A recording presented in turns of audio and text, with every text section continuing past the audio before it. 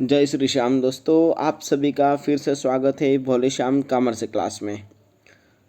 आज हम व्यावसायिक अध्ययन का पार्ट 1 जो कक्षा 12वीं का व्यावसायिक अध्ययन है, जिसमें संपूर्ण वस्तुनिष्ठ प्रश्नों के उत्तर एक वाक्य में मिलेंगे और साथ ही हर एक चैप्टर का सारांश आपको मिलेगा।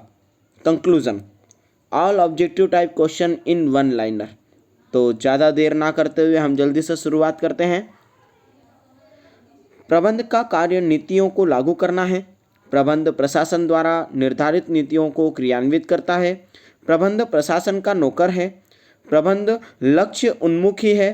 प्रबंध सामूहिक क्रिया है। प्रबंध जन्मजात एवं अर्जित प्रतिभा है।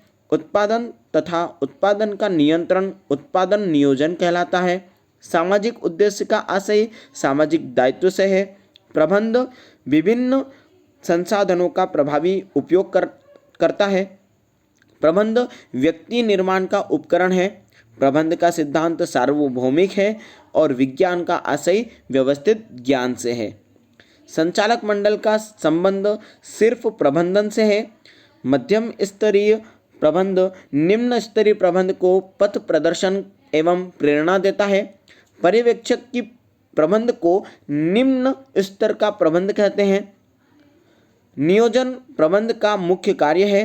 प्रबंध एक अदृश्य शक्ति है। ज्ञान के व्यावहारिक प्रयोग को कला कहते हैं। कार्य को सुचारू रूप से संपन्न करने की कला को प्रबंध कहते हैं। व्यवसाय की नीतियों का निर्धारण प्रशासन द्वारा किया जाता है। प्रबंध का संबंध सामूहिक क्रिया से है। मध्यम स्तर के प्रबंध का संबंध क्रियान्वयन कार्य से होता है। निम्न स्तर के प्रबंध को मार्गदर्शन देने व प्रेरित करने का कार्य मध्यम स्तर द्वारा किया जाता है।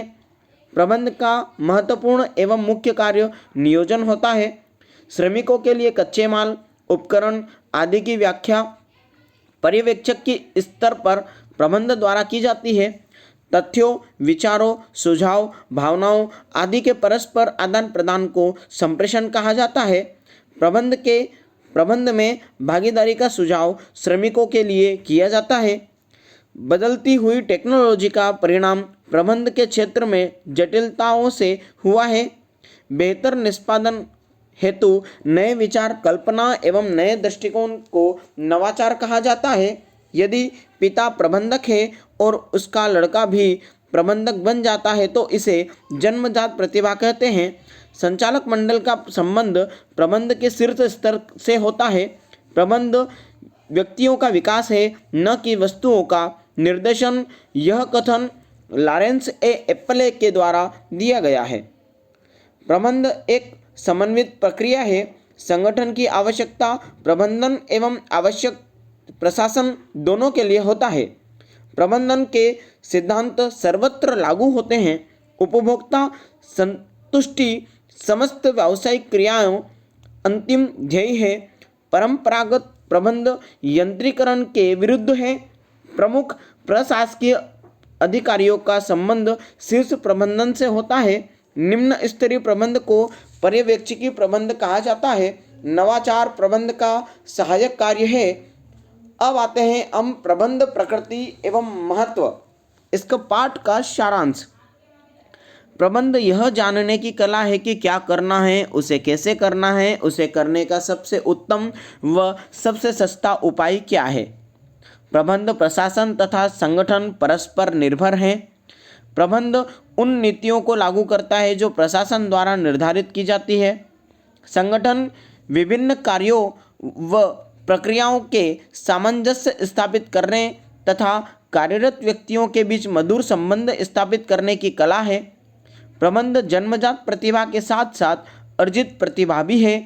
प्रबंध कला तथा विज्ञान दोनों है। यह एक गतिशील सामाजिक विज्ञान है। प्रबंध एक पेशा है तथा एक प्रणाली भी। प्रबंधन के सिद्धांतों के सार्वभौमिक उपयोगिता है। प्रबंध समाज, उपभोक्ता, कर्मचारी, सरकार आदि के प्रति उत्तरदायी भी है। प्रबंधन के कार्यों में नियोजन, संगठन, स्टाफिंग, संचालन, समन्वय, अभिप्रेरण, नियंत्रण, संदेशवाहन, निर्णयन, नवप्रवर्तन आदि शामिल है। प्रबंध का महत्व निर्विवाद है। भारत में विकास के लिए प्रबंध दक्षता के अत्यंत आवश्यकता होती है और प्रबंधन के प्रमुख उद्देश्य आर्थिक, सामाजिक एवं मानवीय है।